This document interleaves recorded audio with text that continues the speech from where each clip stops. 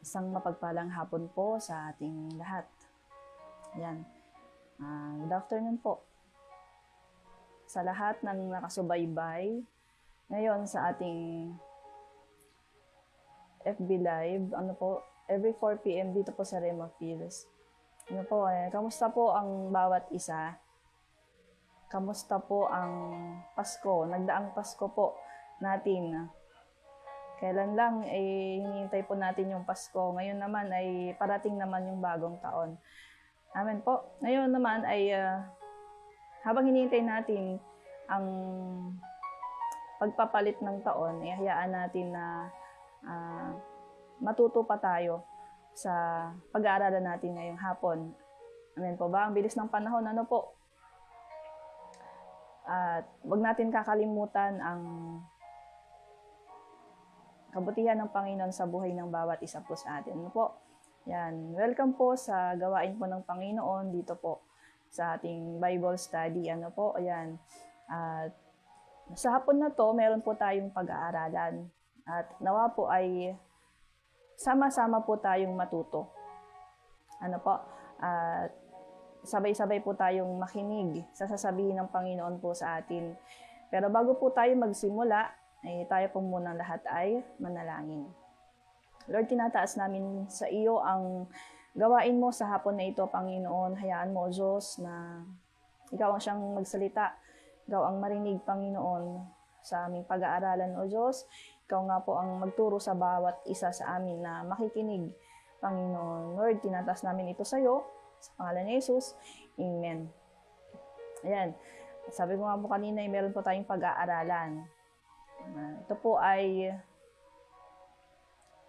ang topic po natin ay ang 9 prostration before Christ.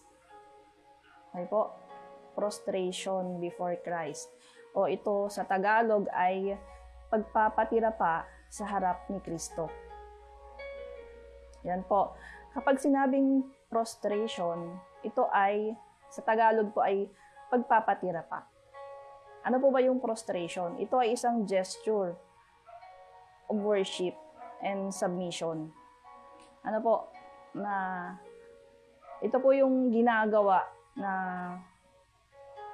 nagbabaw ka na hanggang sa nakadukdok yung mukha natin sa sa ground. Ito po ay katulad po ng halimbawa pagka nagpipray po tayo, ang ginagawa po natin ay pumipikit o tayo po ay yumuyuko. Amen po. Ito ay nagsisimbolize ng humility. Ito ay nagsisimbolize ng submission. At nagpapakita na kailangan natin ng mercy. Ito po ay prostration. Prostration before Christ. Ito po ang pag-aaralan po natin sa hapon po na ito. At sino nga ba yung mga tao na gumawa ng mga bagay na ito sa Bible? Una na po dito, yung wise men. Makita po natin ito sa Matthew chapter 2 verse 11. Yan. Sa Matthew chapter 2 verse 11. Yan, nakalagay po dito. Pagpasok nila sa bahay ay nakita nila ang sanggol na kasama ng kanyang inang si Maria. Nagpatira pa sila at sumamba sa kanya. Nang buksan nila ang kanilang mga kayamanan ay inihandog nila sa kanya ang kaloob na ginto, kamanyang at mira. Po, ano pong nakalagay? Sabi niya, itong mga pantas na ito nung sila ay dumalaw o nabalitaan nila na sila ay ang Mesyas ay pinanganak. Alam po natin yung kwento ng mga pantas. Amen po. Nung nabalitaan nila na ipinanganak ang sanggol na si Jesus, naglakbay sila para para hanapin ang Mesyas, ang batang sanggol. Ang sanggol na si Jesus. At nung time na nakita na nila ito, ang ginawa nila, sila ay nagpatira pa at sumamba sa kanya. Amen po. So, ito yung mga wise men na to ay pinakita nila yung gesture, yung tamang reverence sa Panginoon. Ano nga ba yung pinakita nila? Ano nga ba? Ulitin natin yung prostration. Sabi dito ay gesture of submission and worship. Ano pa? Express worship and reverence. Ano po? Ito yung ginawa ng mga taong iyon. Sabi niya, ito'y ritual na aksyon na ginagawa ng isang tao kung saan nagpapakita ng submission. Amen po. Ayan. Ito yung pag-express mo ng gratitude, ng pag-acknowledge mo ng unworthiness mo, ng pangangailangan mo ng mercy. At kilala nila kung sino yung pagbibigyan nila nun. Ulitin ko po. Hinanap po nila ang sanggol na si Jesus upang siya ay sambahin. Upang sila ay magpatira pa sa sanggol na si Jesus. Ina-express yun ng katawan mo. Ito isang bagay, sabi ko nga po kanina, ito isang ritual na aksyon na ginagawa ng isang tao kung saan nagpapakita ito ng submission. Nandun yung humility. At ina-express yun ng katawan mo. Tulad ng sabi ko po, halimbawa kapag tayo ay nagpipray, di po ba yumuyuko tayo? At katulad ng pag-worship, tinataas natin yung kamay natin, tama po? Yung pagyuko natin, yung pagtayo natin, kahit yung pagluhod natin, yun ay nagpapatira pa ka. Kinikilala mo ang kahalagahan o kinikilala mo yung kapangyarihan ng Panginoon sa buhay mo. Kinikilala mo yung kahalagahan ng mercy at lahat po tayo ay nangangailangan ng mercy. Hindi po tayo worthy. Kaya mahalaga po na sa paglapit po natin sa Panginoon, mahalaga yung attitude ng heart natin sa pagharap sa Diyos. Bakit? Kasi yung physical po na katawan po natin ay susunod lang. At katulad po ng verse na binasa po natin, ito po ang ginawa ng mga pantas na ito. Kung titignan po natin, sila ay mga mayayaman sa bansa nila. Sila po ay kumbaga mga royalty. Pero hinanap po nila ang Panginoon para sambahin. Hinanap po nila ang Panginoon para handugan ng kayamanan ng bansa nila. Kasi andun yung gusto nilang sambahin, gusto nilang i-adore ang Panginoon. Amen po. At yun ay, sabi ko nga po kanina, importante yung attitude ng heart natin pagharap natin sa Diyos. Amen po.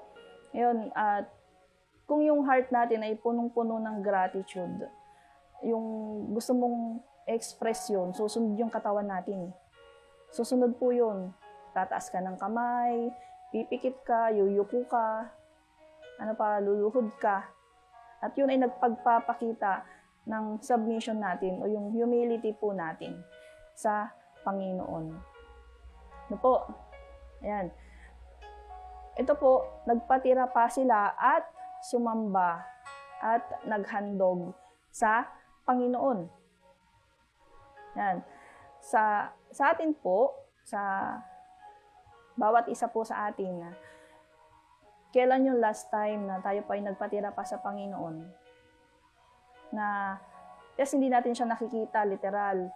Pero, kapag nandyan ba yung presence niya, ano pa yung ginagawa po natin? At na-welcome ba natin siya? Or na-worship ba natin siya? Tulad po ng ginawa ng mga wise men. Na kahit na sila ay mayayaman dun sa bansa nila, nandun pa rin yung pagpapatira pa nila. Pagpapakita nila ng humility ng submission doon sa Panginoon. Amen po. Ayan. Pangalawa po, dito po sa Mark chapter 5 verse 22. Basahin ko po. Ayan. Pagkatapos ay dumating ang isa sa mga pinuno ng sinagoga na nagngangalang Jairo. Pagkakita sa kanya, nagpatira pa siya at sa kanyang paanan. Ulitin ko po. Pagkatapos ay dumating ang isa sa mga pinuno ng sinagoga na nagngangalang Jairo. Pagkakita sa kanya, nagpatira pa siya sa kanyang paanan. Okay po. Dito po sa mga verse na binasa po natin, magkaiba po yung kwento nila. Ano po? Sila ay, mapapansin po natin, sila ay mga matataas na uri ng tao. Ano po? Mga pinuno, sila ay mga royalty. Itong wise men at itong si Jairo, ito isang pinuno. Hindi po ba? Ngayon, magkaiba yung kwento o magkaiba yung sitwasyon nila. Pero isang bagay po, ang pareho nilang ginawa. Pagkakita kay Jesus. Ano po yun? Nagpatira pa sila. At sumamba. At naghandog sa Panginoon. Amen po. Ngayon, sa atin pong mga Kristyano, dapat din po tayo may ganitong ugali. Na kapag nandyan ang Panginoon, nandyan yung kanyang presensya, magkaroon po tayo ng ganoong reverence, ng paggalang, ng ganong gesture. Kasi alam niyo po, kahit nga yung mga matataas na tao kapag nakaharap po natin, ay bibigay galang po tayo. At umaakto tayo ng tama. Kumikilos tayo ng maayos. Kasi nandyan yung mataas na pinuno or sabihin natin ng presidente ng bansa. Kapag kaharap natin, hindi ka naman magpapakita ng mga bagay na ginagawa mo sa normal na tao. Di po ba?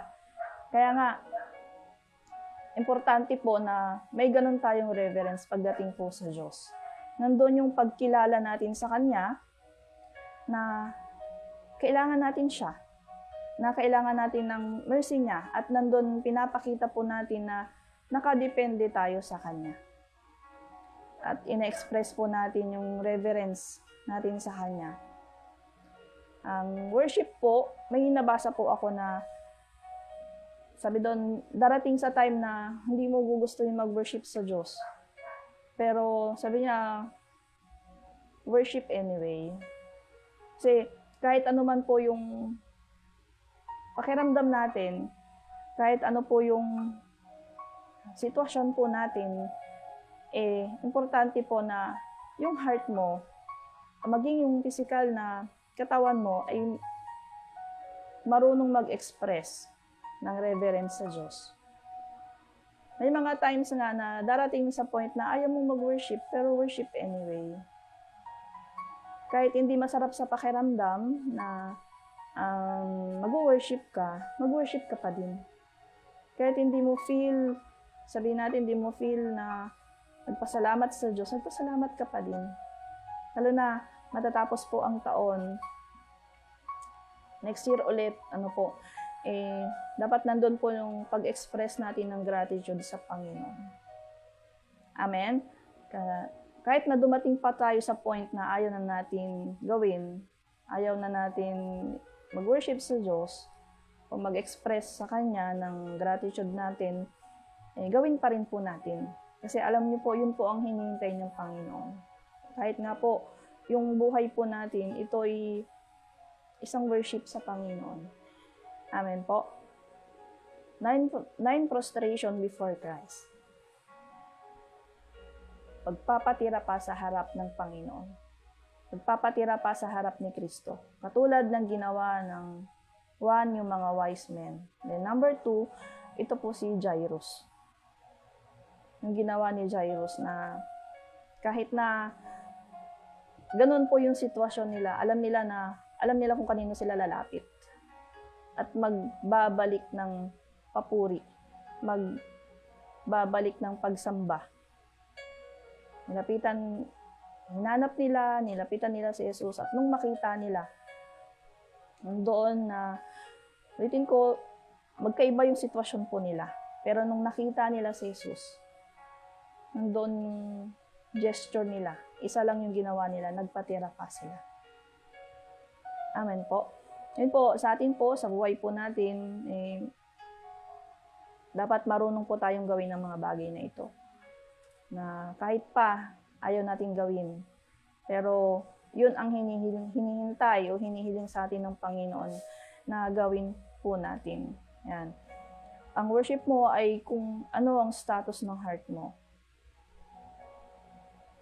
Kapag dumating doon sa point na ayaw mo nang mag-worship sa Lord, mag-worship ka pa din. Amen po. At sa mga susunod po na araw, may mga mapapakinggan pa po tayo, at ito po ay makakadagdag sa atin sa mga nais ng Diyos na gawin po natin. Hayaan po natin na maturuan pa rin po tayo ng ibang mga pastor. At ngayon po, ito po yung mai-share ko po sa inyo, 2 bagay sa 9 prostration before Christ. Amen po. Ayan, sige po, close po natin sa prayer.